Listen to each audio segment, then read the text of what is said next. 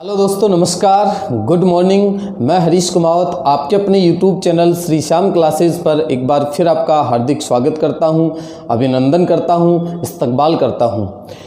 एक बात मैं आप लोगों को बता देता हूं कि पिछले वीडियो में जो प्यार आप लोगों का इस श्री श्याम क्लासेस के यूट्यूब चैनल को मिल रहा है, हम लोगों को मिल रहा है, बस आप लोगों से यही गुजारिश है कि आप कंटिन्यू इस चैनल पर अपलोड किए गए वीडियो को देखते जाएं और अपनी स्टडी को अच्छा बनाते रहें। और आप लोगों का प्यार हमारे साथ यूं ही रहेगा तो हम लोग कंटिन्यू आप लोगों के सामने वीडियो अपलोड कर पाएंगे। और जैसा कि आप लोगों को विदित है कि पिछले कई दिनों से आपके सामने जीके और जनरल साइंस और रीजनिंग की वीडियो कंटिन्यू डाले जा रहे हैं, तो आशा करता हूं कि आप घर पर सुरक्षित रहकर अपनी स्टडी को बहुत अच्छा बना रहे हैं और घर पे रहिए, सेफ रहिए। और आप लोगों की स्टडी मटेरियल को बड़े ही नए अंदाज में आप लोगों के सामने प्रस्तुत किया जा रहा है। तो काफ़ी अच्छी उम्मीद कर रहा हूँ आप लोगों से मैं कि आप लोग अच्छे हैं, स्वस्थ हैं। इस कोरोना के संकट से आप अपने परिवार को एक संबल प्रदान कर रहे हैं, तो घर में सुरक्षित रह कर के आपको अपनी स्टडी मटेरियल को बहुत अच्छी तरीके से क्लियर बनाना है। एक छोटा सा मैसेज आप लोगों के लिए है, एक छोटी सी शायरी आप लोगों के लिए है। हौसला कम ना होगा तेरा तूफा के सामने, हौसला कम ना होगा तेरा तूफा के सामने, मेहनत को इबादत में बदल कर तो देख, खुद ब खुद हल होंगे ज़िंदगी की मुश्किलें, खुद ब खुद हल होंगी ज़िंदगी की मुश्किलें, बस खामोशी को सवालों में बदल कर तो देख, बस खामोशी को सवालों में बदल कर तो देख। तो एक बार फिर मैं हरीश कुमार आपके अपने YouTube channel Shri Shyam classes पर आपका हार्दिक स्वागत करता हूं। दोस्तों, टॉपिक अपना चल रहा था रक्त परिसंचरण तंत्र, ब्लड सर्कुलेटरी सिस्टम। दो वीडियो आप लोगों के सामने इस टॉपिक अपलोड कर दिए गए थे, जिसके अंतर्गत अपने ब्लड की नॉर्मल जानकारी पढ़ी थी। इसके अलावा अपने रक्त कणिकाएं कंप्लीट कर ली थी। आज मैं आप लोगों के सामने लेकर के आ रहा हूं आपके दिल दिमाग का सबसे इंटरेस्टिंग टॉपिक, जिसको आप दिल के नाम से जानते हैं, आप जिसको हार्ट कहते हैं। तो ये दिल क्या है, क्यों नहीं मानता है ये, तो आज अपन इस दिल की चर्चा करेंगे कि क्या क्या क्या संपन्न करता है आपका दिल, हार्ट। ध्यान देना दोस्तों, इसे कहा जाता है हृदय या फिर इसका नाम है दिल। सभी को पता है ना, दिल धड़कता है, दिल से प्यार होता है, दिल धड़कता है, दिल से प्यार नहीं होता है ना। ये बातें मैं आप लोगों को नर्वस सिस्टम में पढ़ा चुका हूँ। जो प्यार, प्रेम, घृणा, नफरत ये सब होती है, वो तो किधर से होती है प्यारे दोस्तों, वो तो माइंड से होती है, मस्तिष्क से होती है। जैसा कि अपने हाइपोथैलेमस की बात की थी, इसके अलावा अपने ब्रेन के अंदर भय, क्रोध, प्यार, घृणा, प्रसन्नता आदि के मनोवेग पैदा होते हैं।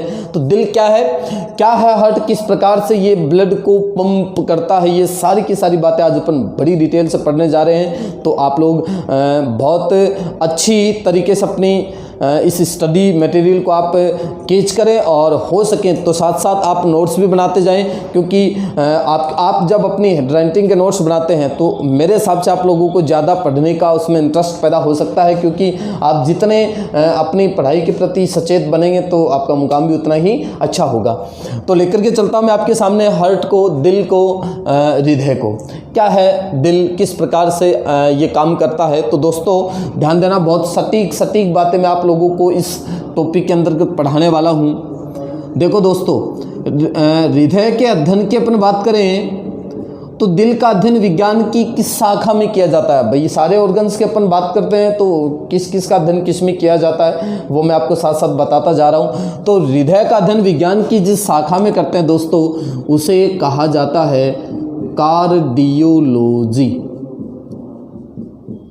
कार्डियोलॉजी। और इस हृदय का अध्ययन करने वाले जितने भी साइंटिस्ट लोग होते हैं उन्हें कहा जाता है कार्डियोलॉजिस्ट। और ये आप लोग बाहर खूब सारे आपकी दीवारों के ऊपर जो हृदय रोग जो हॉस्पिटल हैं, हृदय रोग चिकित्सक जो होते हैं, वहाँ पर आपको नाम मिल सकता है कार्डियोलॉजिस्ट, ये वो जो भी है।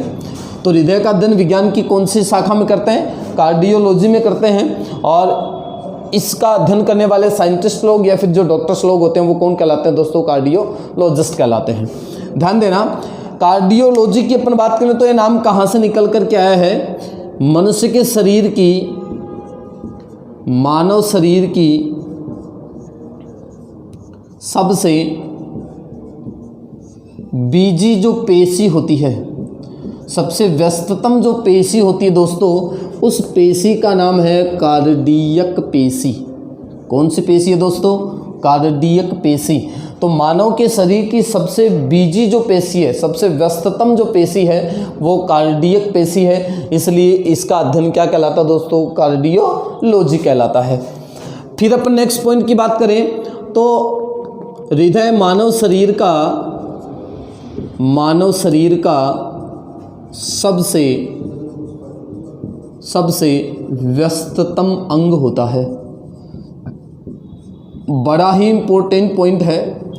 मनुष्य के शरीर में इतने सारे ऑर्गन्स हैं, उनमें से ऐसा कौन सा ऑर्गन है जो कभी रेस्ट नहीं करता है, कभी आराम नहीं करता है? तो वो है दोस्तों आपका हार्ट। तो मनुष्य के शरीर का सबसे जो बिजी अंग है वो कौन है? हार्ट है। लेकिन एक बात का विशेष ध्यान रखना, हार्ट थोड़ा बहुत रेस्ट जरूर करता है जब दो धड़कन के बीच का समय अंतराल निकलता है। तो आपसे क्वेश्चन पूछा जा सकता है कि मानव हृदय विश्राम कब करता है? तो आप ये कभी मत सोच लेना कि हार्ट कभी विश्राम करता ही नहीं है। और आप लोगों के दिमाग में बात ये है कि हार्ट विश्राम करता है तो इंसान की टाई फिश हो सकती है, कोई बड़ी बात नहीं। लेकिन वो लंबे टाइम तक यदि रेस्ट पे चला जाएगा तो दुनिया ही नहीं, वो इंसान अपने आप रेस्ट पे चला जाएगा।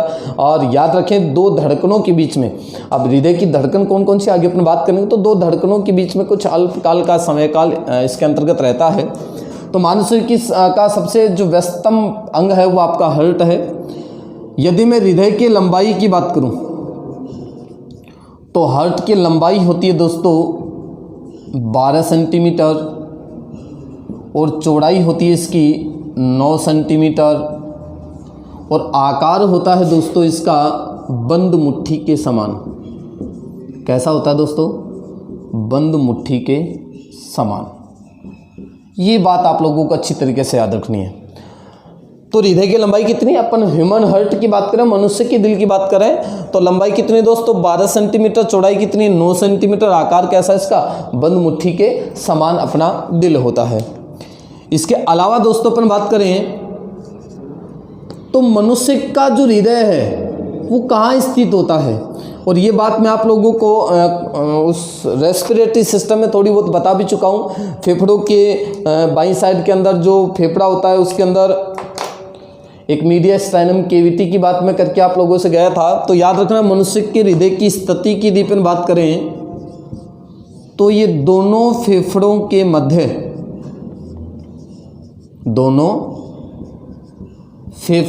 मध्य मीडियास्टाइनम कैविटी, गुहा। कैविटी का मतलब क्या था दोस्तों? गुहा। तो दोनों फेफड़ों के मध्य बाईं ओर, याद रखना किशोर, बाईं ओर, दिल किस ओर होता है दोस्तों? बाईं ओर होता है। तो दोनों फेफड़ों के मध्य बाईं ओर मीडियास्टाइनम कैविटी में अपना दिल सुरक्षित होता है। इसके अलावा अपन बात करें तो पिछले आरपी के पेपर का एक क्वेश्चन मैं आप लोगों को बता रहा हूँ। मछली जो होती है, मछली पीसीज वर्ग जो होता है, मछलियों के अंदर वीनस प्रकार का हृदय होता है, सीरिय हृदय कहा जाता है इसको, सीरिय हृदय। वीनस प्रकार का दिल होता है दोस्तों। और इसकी अपन बात करें तो मछलियों के अंदर द्विकोष्ठीय हृदय होता है। ये क्वेश्चन भी काफ़ी बार पेपर में आता है।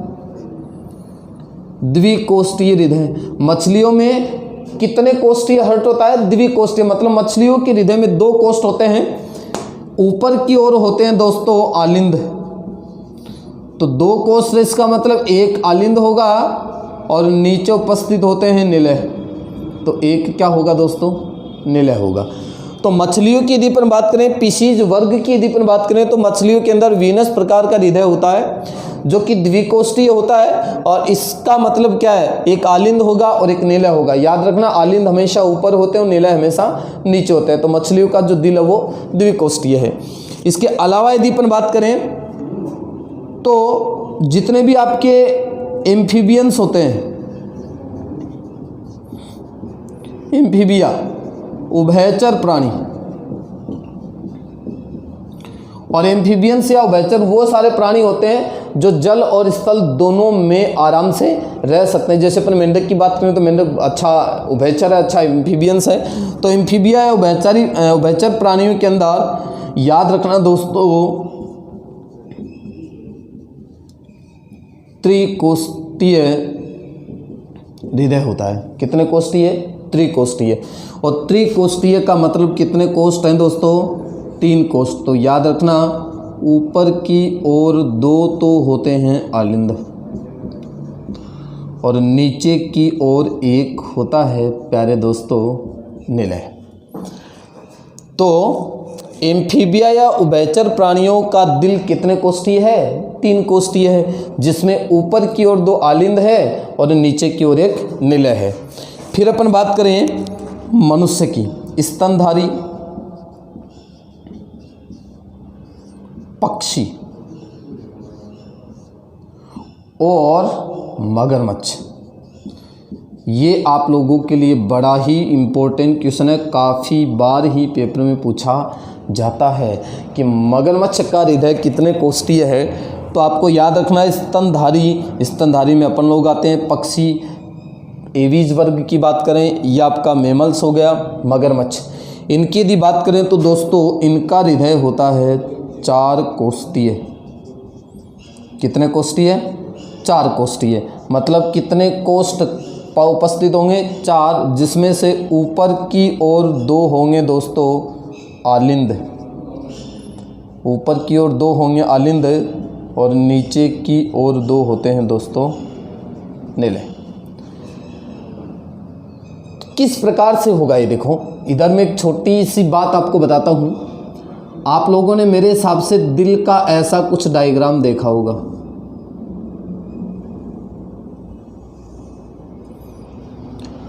देख लेना सही बना है कि गलत बना है। ऐसा कुछ दिल बनाते हो आप लोग, है ना। और दिल है कि मान्यता नहीं, धड़कता है, क्या धड़कन होती है इसकी। बहुत ही इंपॉर्टेंट इंटरेस्टिंग टॉपिक आप लोगों का, इंटरेस्टिंग पॉइंट मैं आप लोगों को यहाँ से बताऊंगा। देखो दोस्तों, चलो कोई बात नहीं, मैं ये समझ लेता हूँ कि दिल का डायग्राम ऐसा ही होता है। और आप लोग तो मुझे पता है कि बहुत अच्छे से ही जानते हैं कि ऐसा ही होता है, बट ऐसा कोई डायग्राम नहीं है। दिल का जो आकार है वो बंद मुट्ठी के समान होता है, ये आपको याद रखना है। कोई बात नहीं, यहाँ तक भी चला, पर मेरे को ये बात आज तक समझ में नहीं आई, ये क्या है। हाँ, बहुत सारे बच्चों से बात करता हूँ तो बच्चे बोलते हैं गुरुजी वो तीर है ना, तीर वो अठी की गयो और बठी की निकल गो, टूट गयो दिल। और दिल टूटा जगह को डायग्राम इशो को नहीं हो भाई, टूटा जगह को डायग्राम यहाँ को यहाँ को 2 भाग होगा, जबकि ऐसा कुछ भी नहीं है दोस्तों। दिल टूटता नहीं है, दिल के अंदर किसी प्रकार की कोई संवेग पैदा नहीं हो रहे हैं, क्योंकि जो संवेग पैदा करता है वो आपका मन मस्तिष्क करता है। इसका काम क्या है? सिर्फ और सिर्फ ब्लड को पंप करना है। तो फालतू में बदनाम है बेचारा। इसका जो काम है इसके लिए लोग इसको कम जानते हैं, इसका जो वर्क है इसके लिए लोग इसको कम जानते हैं। फालतू में इस दिल को बदनाम करके रख रखा है लोगों ने। तो पंपिंग स्टेशन बेचारा सिर्फ और सिर्फ अपने शरीर का जितना ब्लड है उसको पंप करने का काम संपन्न करता है ये तो दोस्तों ध्यान देना, रिपीट करता हूँ मैं वापस बातों को। हृदय का अध्ययन कार्डियोलॉजी कहलाता है। मानव शरीर की सबसे जो बीजी पेशी है, सबसे व्यस्ततम जो पेशी है वो कार्डियक पेशी कहलाती है, इसलिए हृदय का अध्ययन कार्डियोलॉजी हो गया। मानव शरीर का सबसे व्यस्ततम जो अंग है वो आपका हृदय है। लंबाई 12 सेंटीमीटर है, चौड़ाई 9 सेंटीमीटर, आकार बंद मुट्ठी के समान है।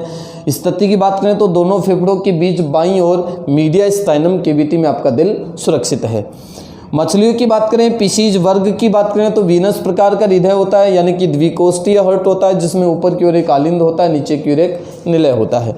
एम्फीबिया उभयचर प्राणियों की बात करें तो इनका हृदय त्रिकोष्ठीय है, जिसमें ऊपर की ओर 2 आलिंद होते हैं और नीचे की ओर एक निलय होता है। स्तनधारी पक्षी और मगरमच्छ की यदि बात करें, मगरमच्छ वाला क्वेश्चन आपको अच्छी तरीके से याद रखना है। इनका हृदय पूर्णतः 4 कोष्ठीय होता है, चतुर्कोष्ठीय होता है, जिसमें ऊपर की ओर 2 आलिंद होते हैं, नीचे की ओर 2 निलय होते हैं। तो ये बात आप लोगों को अच्छी तरीके से याद रखनी है। इसके अलावा यदि अपन हार्ट की बात करें तो ध्यान से सुनते जाना दोस्तों, पॉइंट टू पॉइंट चलाऊं मैं आप लोगों के सामने। हृदय की बहुत इंपॉर्टेंट बातें आप लोगों को बताई जा रही हैं। देखो, इसके वजन की यदि अपन बात करें, दिल का वजन कितना है, तो पुरुष में इसका जो वजन होता है वो होता है दोस्तों 300 ग्राम, और स्त्री में इसका जो वजन है वो है 250 ग्राम। मैंने आपको थोड़ा याद होगा कि मैंने आपको जब ब्रेन पढ़ाया था, उस ब्रेन के टाइम पर भी मैंने आपको मस्तिष्क का वजन लेडीज़ का कम बताया था और जेंट्स का ज़्यादा था। लगभग 1500 ग्राम के समथिंग की बात करें तो मनुष्य के मस्तिष्क का वजन था। लेडीज़ के अंदर इसका वजन जो है वो 1350 के समथिंग होता है। अब सर आप तो इधर भी हमारा वज़न कम करे हो, तो लड़कियां कभी ये नहीं सोचें कि हमारे दिल का वज़न कम क्यों बता रहे हैं सर। ये रियलिटी है दोस्तों। पुरुष का जो दिल का वजन है वो 300 ग्राम है और स्त्री के दिल का जो वजन है वो 50 ग्राम कम है, 250 ग्राम का है। और ये आप लोगों को वैसे ही पता है कि स्त्री का वजन भी कम ही होता है, जेंट्स की अपेक्षा स्त्री का वजन कम ही होता है, क्योंकि जेंट्स के अंदर मसल्स गेन होती हैं, मसल्स अच्छी होती हैं, जबकि लेडीज़ के अंदर मसल्स इतनी ज़्यादा वेल डेवलप नहीं होती हैं। तो ध्यान देना इस बात को, आप थोड़ा सा समझेंगे। दिल की बात करें तो पुरुष के अंदर इसका वजन 300 ग्राम है, स्त्री के अंदर इसका वजन 250 ग्राम है। तो इस वजन का इतना कोई इफेक्ट नहीं पड़ता है कि लेडीज़ का जो दिल होता है वो 50 ग्राम कम है इसलिए कम चलता होगा, ऐसा कुछ भी नहीं है। चलता सबका बराबर ही है। किसी कंडीशन के अकॉर्डिंग ज़्यादा चले तो देखो उसका तो मेरे पास भी कोई उपाय नहीं है, पर ये चलता सबका सेम टू सेम ही है। किस प्रकार से क्या इसकी एक्टिविटी थी बाद में बातें करेंगे इसकी। देखो आगे अपन बात करें तो बड़े ही इंटरेस्टिंग पॉइंट आ रहे हैं। हृदय के चारों ओर एक विशिष्ट प्रकार की गुहा होती है दोस्तों, जिसे पेरिकार्डियल केविटी कहा जाता है। क्या कहते हैं दोस्तों? Pericardial cavity. हार्ट के चारों ओर जो गुहा होती है उसको पेरिकार्डियल केविटी के नाम से जानते हैं। और ये पेरिकार्डियल केविटी की यदि मैं बात करूं तो इसके अंदर एक विशिष्ट प्रकार का लिक्विड भरा हुआ है जिसे पेरिकार्डियल फ्लूइड कहा जाता है। क्या कहते हैं दोस्तों? Pericardial fluid. फ्लूइड का मतलब क्या होता है? तरल पदार्थ होता है, तरल पदार्थ। और ये पेरिकार्डियल फ्लूइड क्या करता है दोस्तों? अपने हार्ट की बाहरी आघातों से, आघात का मतलब क्या दोस्तों? चोट। क्या करता है रे भाइयों? सुरक्षा करता है। तो ये भी आपके लिए अच्छा पॉइंट है। हृदय के चारों ओर जो गुहा होती है उसको पेरिकार्डियल केविटी कहा जाता है, और इस पेरिकार्डियल केविटी में जो भरा हुआ लिक्विड है उसको पेरिकार्डियल फ्लूइड कहा जाता है। और ये पेरिकार्डियल फ्लूइड क्या करता है? हार्ट की बाहरी आघातों से सुरक्षा करने का काम संपन्न करता है। ऐसे ही पॉइंट टू पॉइंट मैंने आपको, जैसे ब्रेन में अपने CSF की बात की थी, सेरेब्रो स्पाइनल फ्लूइड की बात की थी, तो वगैरह वगैरह बहुत सारे पदार्थ आते हैं। इसी प्रकार फेफड़ों की मैं बात करके गया था कि उनके अंदर भी लिक्विड भरा रहता है जो आपके फेफड़ों की बाहरी आघातों से सुरक्षा करने का काम संपन्न करता है। देखो बड़ा ही इंपॉर्टेंट पॉइंट आ रहा है आप लोगों के सामने। हृदय की जो धड़कन होती है, हृदय की जो धड़कन होती है दोस्तों, वो SA नोड से प्रारंभ होती है। और SA नोड को कहा जाता है दोस्तों सीरा आलिंद पर्व। बड़ा इंपॉर्टेंट पॉइंट है ये। क्या कहा जाता है दोस्तों? सीरा आलिंद पर्व कहा जाता है। तो अपने हृदय की जो धड़कन है वो कहाँ से स्टार्ट हो रही है? SA नोड से स्टार्ट हो रही है। SA नोड को क्या कहा जाता है? सीरा आलिंद पर्व कहते हैं। और ये सीरा आलिंद पर्व, देखना इसके नाम कितने आएंगे। हृदय की धड़कन को स्टार्ट करता है, इसलिए इसे हृदय धड़कन का उत्पत्ति केंद्र कहा जाता है। उत्पत्ति का मतलब क्या दोस्तों? उत्पन्न करना। और हृदय की धड़कन को उत्पन्न कौन कर रहा है? SA नोड कर रहा है। हृदय की धड़कन कहाँ से स्टार्ट हो रही है? सीरा आलिंद पर्व या SA नोड से स्टार्ट हो रही है। इसके अलावा इसे कहा जाता है हृदय का पेसमेकर। हृदय का गति निर्धारक, या फिर इसे कहा जाता है हृदय का हृदय। दिल का भी दिल है ये, क्योंकि दिल की धड़कन स्टार्ट कौन कर रहा है, आपका ऐसे नोड कर रहा है। तो ये हार्ट का भी क्या है दोस्तों, हार्ट, हृदय का भी क्या कहलाता है, हृदय कहलाता है। अब ध्यान देना, यदि शिरालिंद पर्व है, यदि ये पेसमेकर, देखो ये नाम लिखा मैंने पेसमेकर, हृदय धड़कन का पेसमेकर या गति निर्धारक, मतलब आपके हृदय की गति को निर्धारित करने वाला पेसमेकर एक गति निर्धारक है। ये खराब हो गया तो याद रखना दोस्तों, एक बड़ा ही इंपॉर्टेंट पॉइंट इसके साथ निकलता है। कृत्रिम जो पेसमेकर होता है, आर्टिफिशियल जो पेसमेकर है, वो तैयार किया जाता है दोस्तों लिथियम और टाइटेनियम धातु से। लाई टाई के नाम से आप इसको याद कर सकते हैं। लाई टाई, लाई का मतलब लिथियम धातु है, लिथियम, और टाई का मतलब टाइटेनियम है, टाइटेनियम। तो याद रखना, आपके लिए अच्छा क्वेश्चन दे रहा हूँ, कृत्रिम पेसमेकर किस धातु से बनाया जा सकता है, तो वो लिथियम और टाइटेनियम धातु से बनाया जा सकता है। ये कृत्रिम पेसमेकर, आर्टिफिशियल पेसमेकर की बात करें, वो आपके हृदय का नेचुरल पेसमेकर है, जो भगवान से हमें गॉड गिफ्ट के रूप में मिला है। इसके अलावा यदि अपन पॉइंट की बात करें तो हृदय धड़कन का एक क्रम आता है, हृदय धड़कन का क्रम, और ये आप लोगों के लिए बड़ा ही इंपॉर्टेंट साबित हो सकता है। देखो आपको पता चल चुका है कि हृदय की धड़कन कहाँ से स्टार्ट हुई है, ऐसे नोड शिरालिंद पर्वत से स्टार्ट हुई है। तो आपको याद क्या रखना है, सबसे पहले हृदय की धड़कन स्टार्ट हुई दोस्तों कहाँ, एस ए नोड से स्टार्ट हुई, और एस ए नोड से यह धड़कन जाती है दोस्तों किसमें, ए बी नोड में। एस ए नोड से किस नोड में जाती है, ए बी नोड में। ए बी नोड से जाती दोस्तों पुरकिंजे के तंतु में। कहाँ जाती है, पुरकिंजे के तंतु में। तो देखो आपको पता चल चुका है कि आपकी धड़कन कहाँ से स्टार्ट हुई, एस ए नोड से। तो एस ए नोड से आपकी धड़कन स्टार्ट हुई, एस नोड से जाएगी ए बी नोड में, ए बी नोड से हृदय की जो धड़कन जाती है वो जाती दोस्तों हिज के बंडल में, हिज के बंडल में, और हिज के बंडल से जाती है पुरकिंजे के तंतु में, पुरकिंजे तंतु में, और पुरकिंजे तंतु से कहाँ आती है दोस्तों, निलय में आती है। तो ये हृदय की धड़कन का जो क्रम है वो आपको बहुत अच्छी तरीके से याद रखना है, क्योंकि काफ़ी बार पेपर में क्वेश्चन पूछा जा चुका है। तो हृदय की धड़कन स्टार्ट हुई है कहाँ से, ऐसे नोड से, ऐसे नोड से जाएगी ए बी नोड में, ए बी नोड से हिज के बंडल में, हिज के बंडल से पुरकिंजे के तंतु में, और पुरकिंजे के तंतु से जाएगी किसमें, आपके निलय में। तो वजन की बात करें तो पुरुष में इसका वजन 300 ग्राम है, स्त्री में वजन 250 ग्राम है। पेरिकार्डियल केविटी इसके चारों गुहा पाई जाती है, जिसके अंदर पेरिकार्डियल फ्लूइड भरा हुआ है, तरल पदार्थ जो हट की बारी आघातों से क्या करता है, सुरक्षा करता है।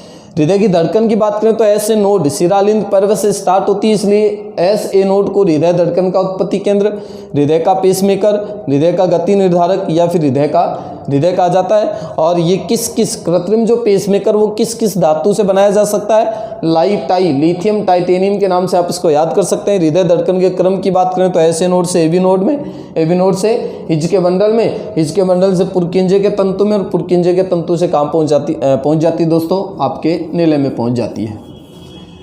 अब देखो मैं आपको एक क्वेश्चन और बताता हूँ जो लास्ट ईयर लैब असिस्टेंट के पेपर में पूछा गया था। बड़ा ही शानदार क्वेश्चन था, और किस टाइप से आया था, किस लैंग्वेज में ये क्वेश्चन पूछा गया था, तो इसकी अपन बात करते हैं, क्योंकि ऐसे क्वेश्चन बार बार पेपर में आने की संभावनाएं होती है। देखो दोस्तों, दिल की यदि अपन बात करें तो दिल 4 कोष्ठीय है। कितने कोष्ठीय है, 4 कोष्ठीय। ये इस प्रकार का है, 4 कोष्ठीय दिल है। ऊपर की ओर होते हैं आलिंद, याद रखना, ऊपर की ओर कौन होते हैं, आलिंद, और नीचे की ओर होते हैं दोस्तों निलय। ऊपर कौन होते हैं, आलिंद, और नीचे कौन होता है, निलय। जैसा कि मैं आप लोगों को बता चुका हूँ, स्तनधारियों मनुष्य का जो दिल होता है वो 4 कोष्ठीय है, तो ऊपर की ओर 2 आलिंद है और नीचे की ओर 2 निलय है। ध्यान देना, मैं बात कर रहा हूँ भ्रूणावस्था की। तो भ्रूणावस्था की बात करें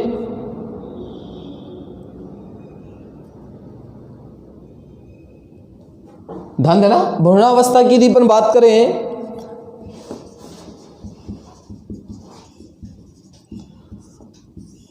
तो देखो दोनों आलिंद के बीच में जो दीवार आपको दिख रही है, ये जो दीवार आपको दिख रही है इसे कहा जाता है अंतरा आलिंद पट।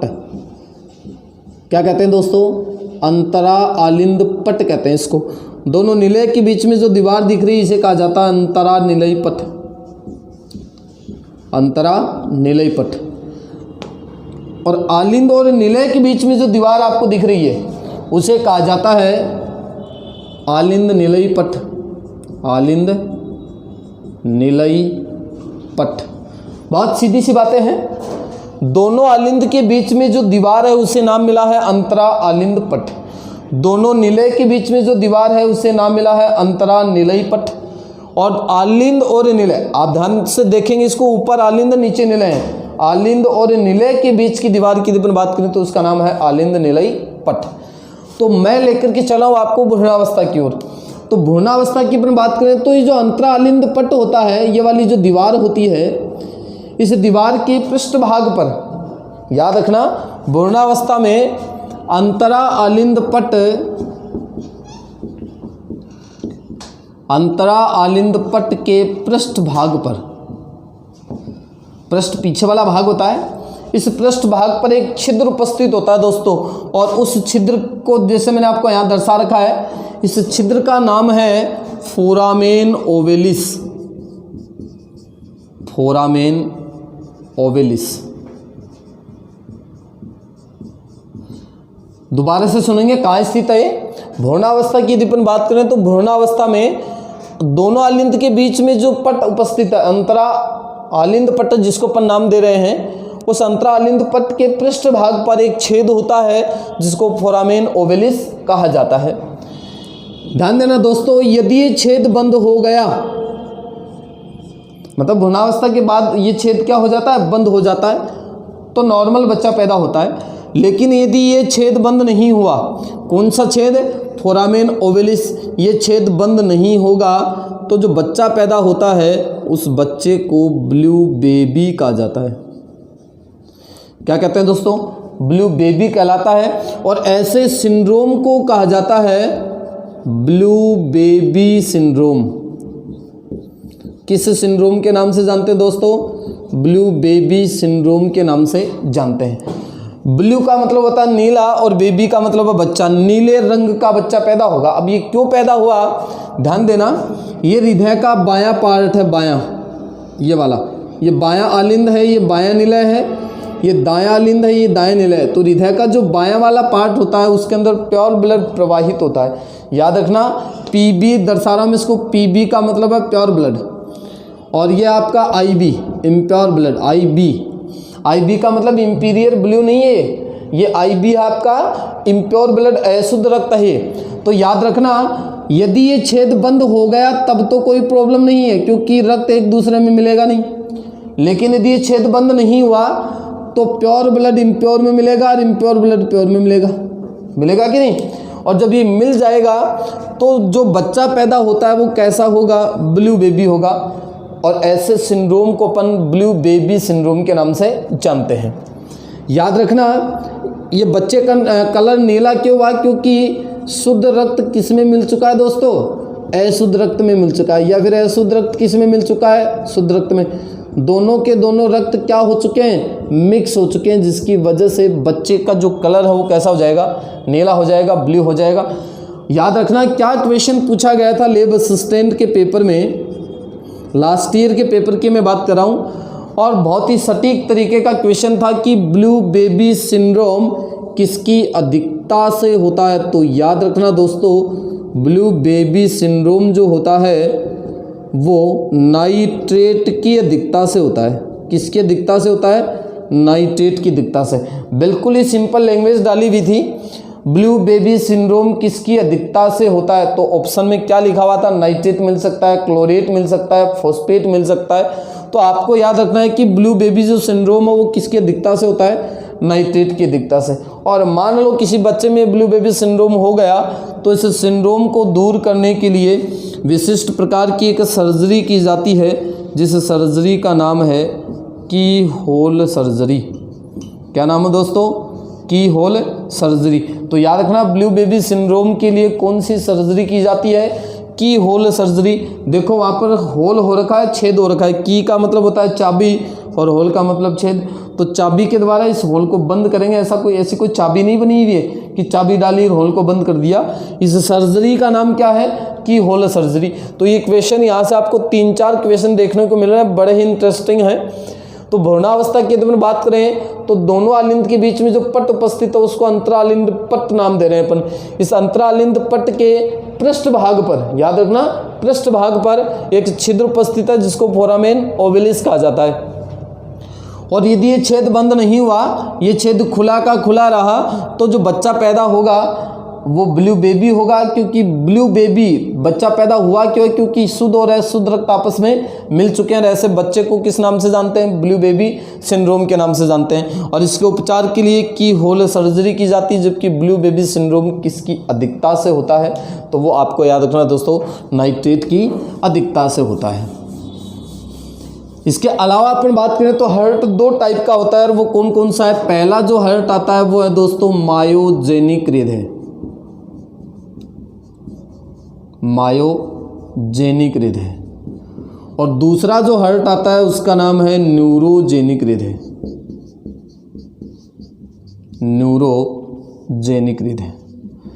न्यूरो का मतलब आपको याद रखना है दोस्तों न्यूरॉन, और न्यूरॉन आप लोगों को मैं पढ़ा चुका हूँ। न्यूरॉन का मतलब है तंत्रिका कोशिका या तंत्रिका, नर्व सेल नाम दे सकते हैं।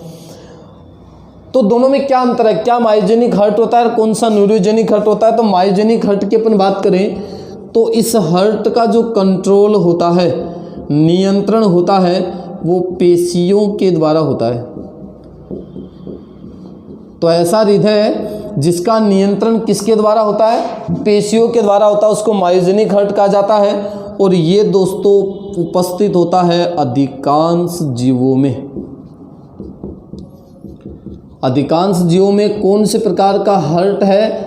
मायोजेनिक। यदि अपन मनुष्य की बात करें, अपनी बात करें, तो अपने अंदर भी कौन सा हर्ट है? मायोजेनिक। क्योंकि अपने हृदय का नियंत्रण पेशियां करती हैं। जैसा कि मैं आपको शुरू में बता चुका हूं कि मनुष्य के शरीर की सबसे व्यस्ततम जो पेशी है वो कार्डियक पेशी थी, तो पेशियां कंट्रोल करती है। तो ऐसा हृदय जिसका नियंत्रण पेशियों के द्वारा होता है मायोजेनिक हृदय कहलाता है।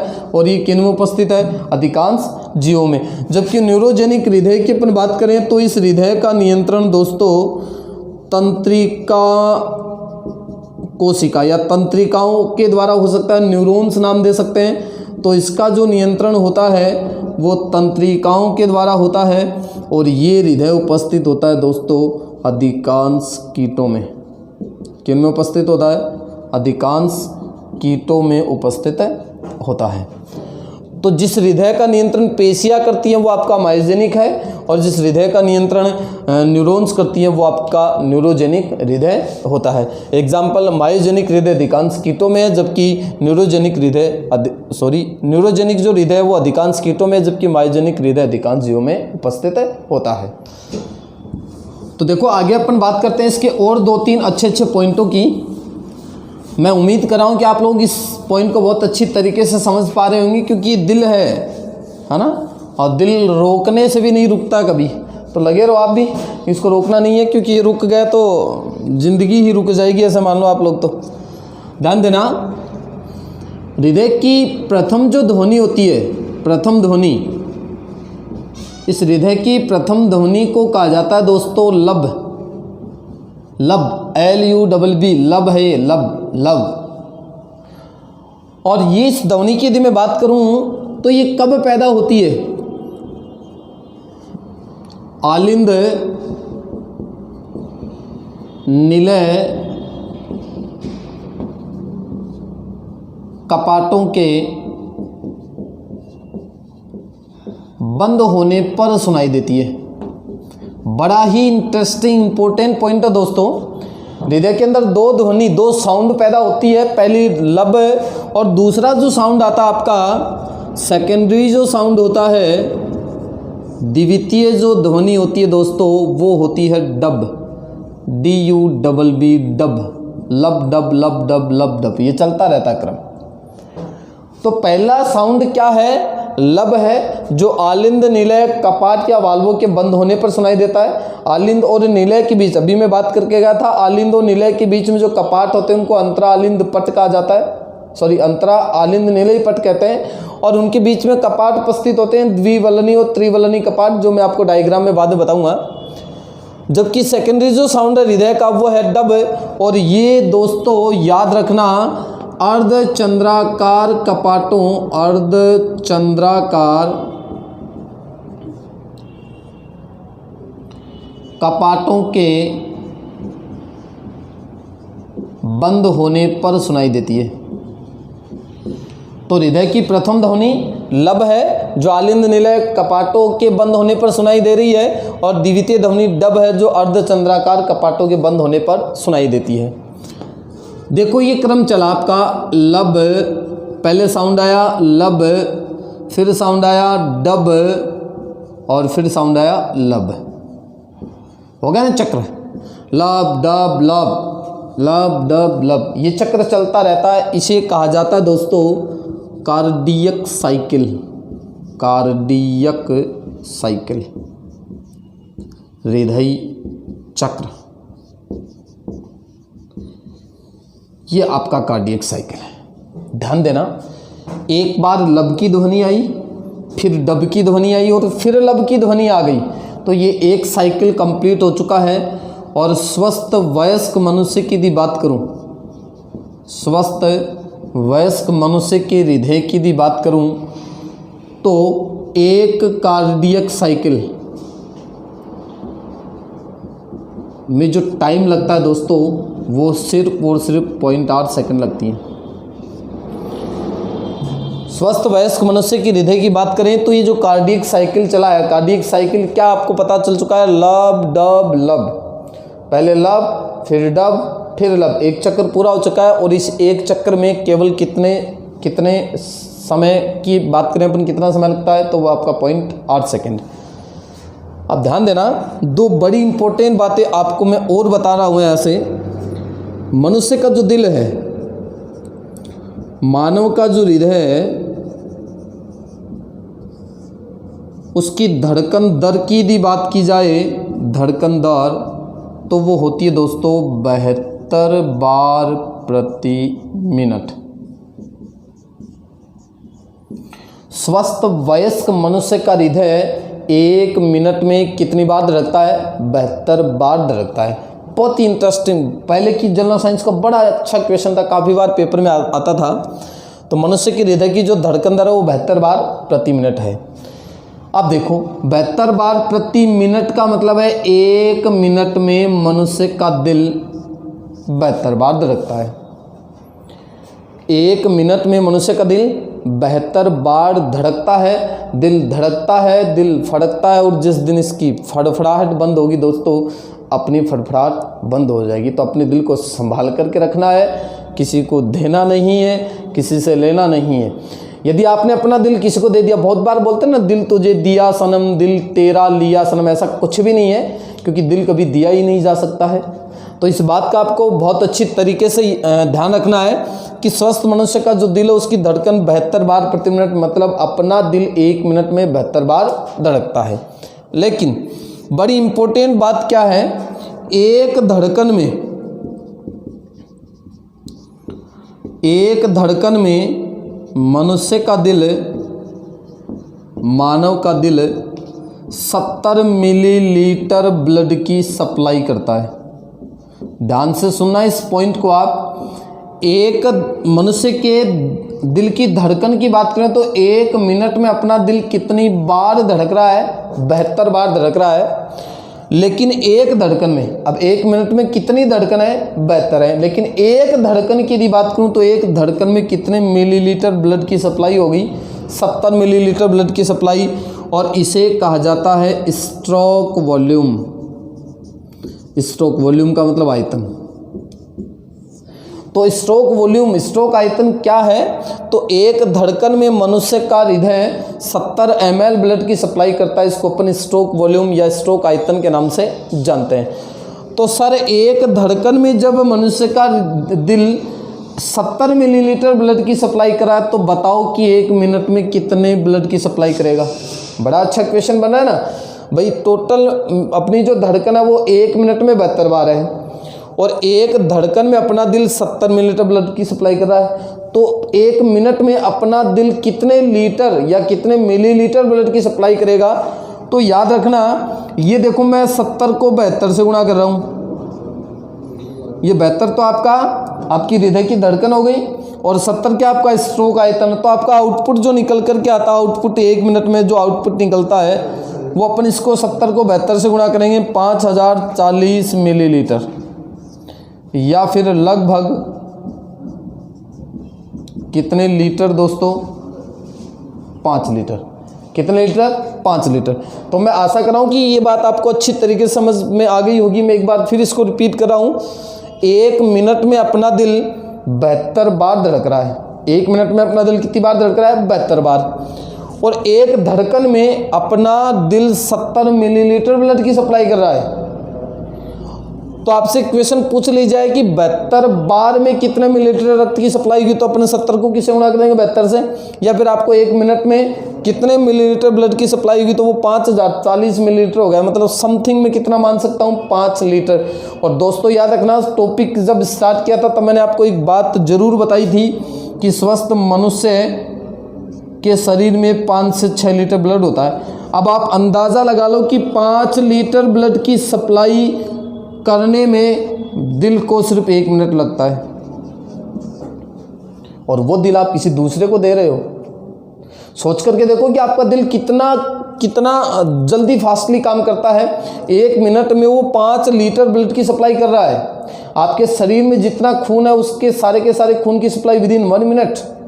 सोच करके देखो, इसलिए आपको इसको बचा करके रखना है। और एक बात मैं आप लोगों को यहाँ से और बता देता हूँ कि आजकल लगभग 6 से 7 हज़ार लोग पर डे अपने हिंदुस्तान में हार्ट अटैक से मर रहे हैं। रीज़न है उसका कोलेस्ट्रॉल। और कोलेस्ट्रॉल किस वजह से बढ़ता है, यदि आप फैटी एसिड ज़्यादा खाते हैं, मार्केट का तला भुना यदि आप ज़्यादा खा रहे हैं, तो आपके हार्ट के अंदर ओमेगा 6 फैटी एसिड की मात्रा बढ़ जाएगी, जबकि आपके हार्ट को ओमेगा 3 फैटी एसिड की आवश्यकता होती है। और वो ओमेगा 3 फैटी एसिड आपको अखरोट से मिल सकता है, अलसी के तेल से मिल सकता है, मछली के तेल से मिल सकता है। ये अपन कभी खाते ही नहीं है। अपन तो मार्केट के समोसे, कचौरी, बर्गर ये खाते हैं। तो तला भुना जो है वो आप लोगों को खाना है, बट बहुत कम खाना है, क्योंकि यदि वो आप उसकी ज़्यादा शिकार है तो कोलेस्ट्रॉल की मात्रा दिन प्रतिदिन आपकी बॉडी में बढ़ती चली जाएगी।